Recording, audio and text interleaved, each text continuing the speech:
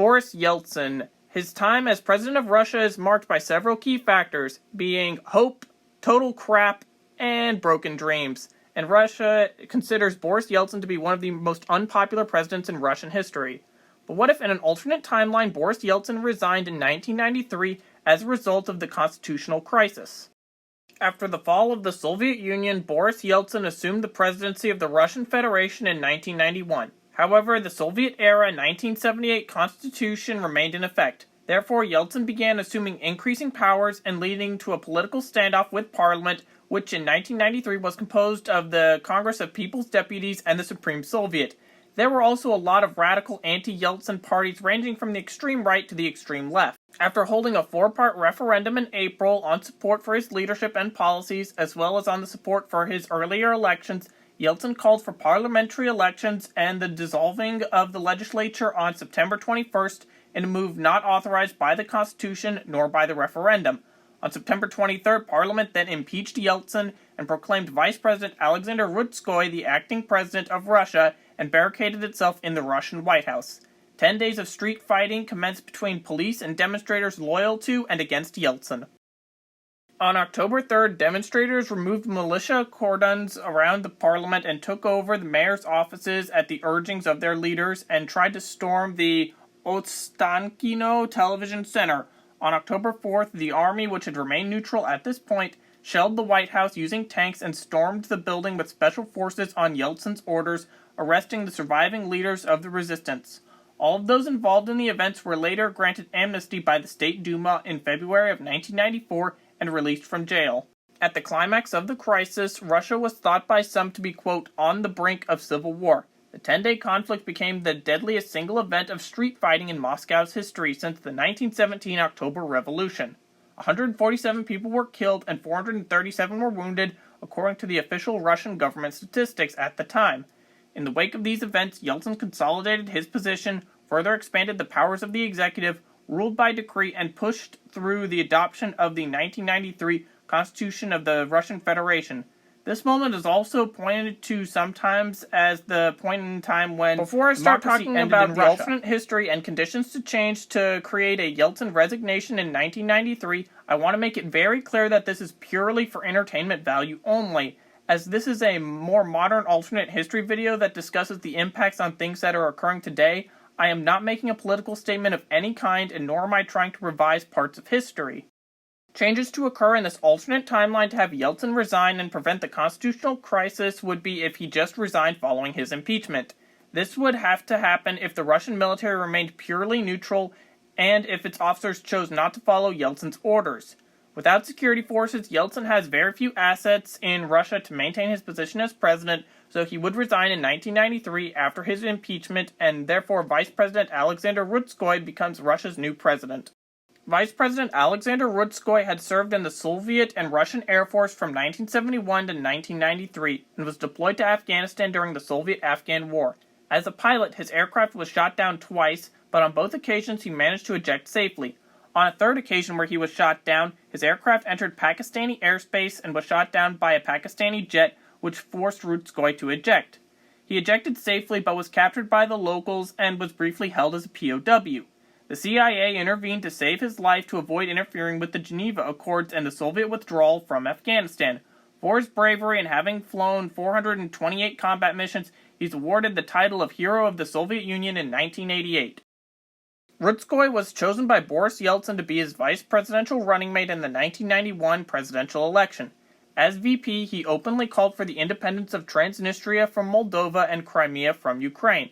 In October of 1991, for example, Rutskoy went to Kiev in order to negotiate the price of Russian natural gas exports to Ukraine, and through Ukrainian territory of Europe.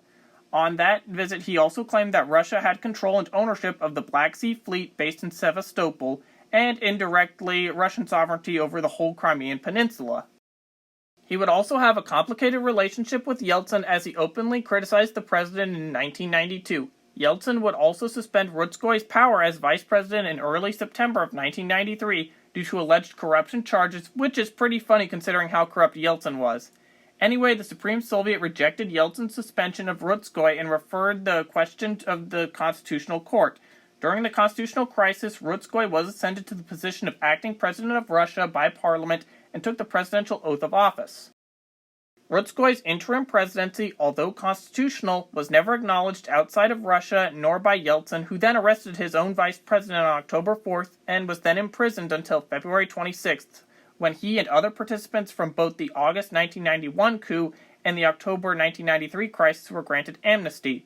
Rutskoy would later create his own Russian nationalist and populist political party, which failed to amount to much, but he would be elected as governor of Kursk Oblast in 1996 as a candidate for a joint communist and patriotic forces ticket with a supermajority popular vote, but he abused his powers so could not be re-elected. After the Russian invasion of Ukraine, Rutskoy became a sharp critic of Putin's competency. I know that was a lot of context, but I feel like it was important for understanding how Rutskoy would act as president. First things first, Rutskoy would not be recognized by any other country, which gives Russia under his administration more of a siege mentality on the international stage. On the other hand, if Yeltsin resigned, it's possible that some countries would recognize Rutskoy. This is just one aspect that's very difficult to predict. Additionally, the Russian historical archives are closed at the time that I'm making this video, so you understand that gaining access to Russian sources is a bit difficult. Starting with Ukraine and Moldova, Rutskoy would undoubtedly be seen as a reactionary Russian nostalgic about the USSR, as in 1992 and 1993, as vice president he passed several pieces of legislation reaffirming his positions on Crimea. I feel like as Russian president, Rutskoy would do everything he could to appear as a defender of Russia to the people, and his claims towards annexing Crimea and Transnistria are going to make NATO pretty mad. But Russia's in a pretty weak state, so his claims aren't really going to amount to much at the time. Also, it's worth noting that Russian foreign policy is not defined by world peace, but by achieving victories. On the initial domestic front, Rutskoy would put a big halt to privatization of government assets, which Yeltsin had no problem with selling off to a number of voucher schemes which ended up creating oligarchs. Anyway, another massive issue on the table is hyperinflation, and Rutskoy would probably view a solution as government intervention in the market and sell it to the public as relating back to the days of the Soviet Union, comparing all of the negatives of the 90s to what he perceived as the high points of the USSR.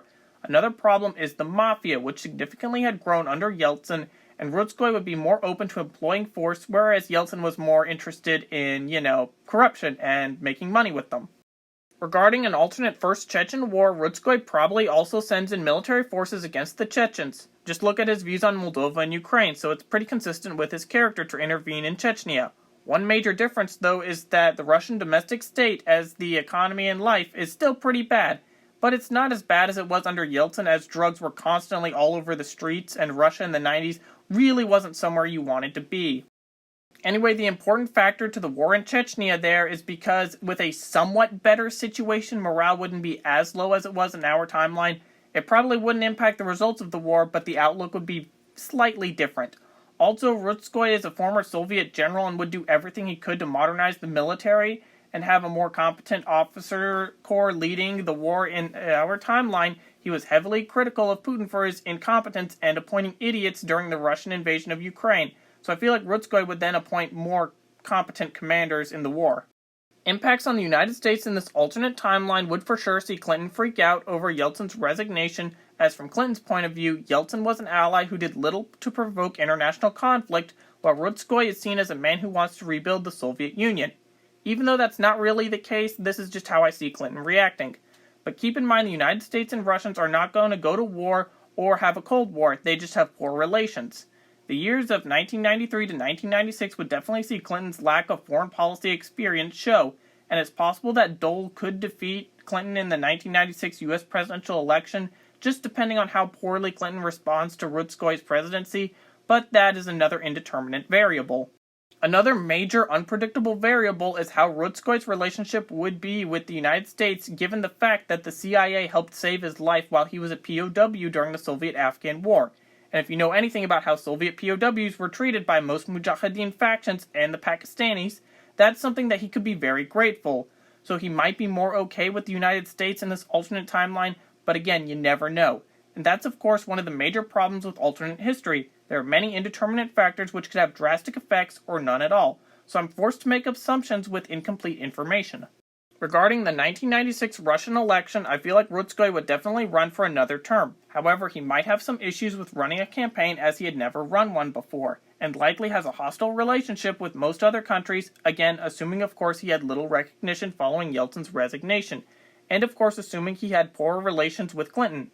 Another problem his campaign will face is the mafia and oligarchs, which are fighting for their survival as Rutskoy is not as friendly to them as Yeltsin was. So these groups would definitely back opposition candidates, but Rutskoy does have the benefit of being an incumbent. Although Yeltsin was extremely unpopular, he was the incumbent president in our timeline, and would also make deals with oligarchs and mobsters to do a little election fraud in supporting many small parties to take away from any real opposition. Rutskoy probably wouldn't be doing this kind of scheming, but when he was governor, he was charged with abuse of power, so I feel like Rutskoy would do a little bit of frauding, but not to the same degree as Yeltsin did, and he would win re-election, although on a more narrow margin. The Second Chechen War and the war in Dagestan would probably likely go pretty similar to how they went in our timeline, but with a more professionalized Russian military force. Rutskoy takes more of the lessons from the First Chechen War to better modernize the military than Yeltsin had done in our timeline. Rutskoy also takes a hard-line stance on terrorism and militia groups as he views them similarly to certain Mujahideen factions from the Soviet-Afghan War, as some of the same extremist groups had fought in both wars. When it comes to the breakup of Yugoslavia, Rutskoy probably would do similar actions to Yeltsin, and not much changes in my view, because although there were Russian volunteers who went to fight for Serbia, there was nothing Russia could realistically do because it's the Balkans and everyone's killing each other, and Milosevic's Serbia was pretty nasty on the whole ethnic cleansing bit. The future of Russian politics in this alternate timeline when it comes to 2000 likely sees an earlier revisionist Russia be hostile towards NATO with the 1999 fourth NATO enlargement, especially with Russia acting more hostile towards Moldova and Ukraine. Then even more countries would want to join NATO, making Russia even angrier, so you see the cycle here. But I feel like with the global war on terrorism, things might start to reconcile between the United States and Russia, but as Russia continues their revisionist path, more countries will turn to NATO, which puts Russia back on the anger path. So in the grand scheme of things, I'd say little changes except for the internal Russian situation, and in 2000, Putin probably won't be coming to power without Yeltsin resigning in 1999 and Putin then stepping in. Putin's rhetoric about being tough on crime and his law and order stance wouldn't resonate near as much without the disastrous chaos of the 90s, which had happened under Yeltsin. The 90s are still pretty depressing for Russia, but not to the same extent as they were in our timeline. Russia just sees a far earlier revisionist period, and at the time that I am making this video, we don't fully understand and know the consequences of that path for Russia. Perhaps Russia might invade Ukraine earlier, or they get past their reactionary period by the 2020s and fully reconcile with the United States and NATO. Again, all of this is based on the assumption that Rutskoy has a bad relationship with Bill Clinton, and assuming that this continued throughout the 90s, and if Clinton and Rutskoy each still won their respective 1996 elections.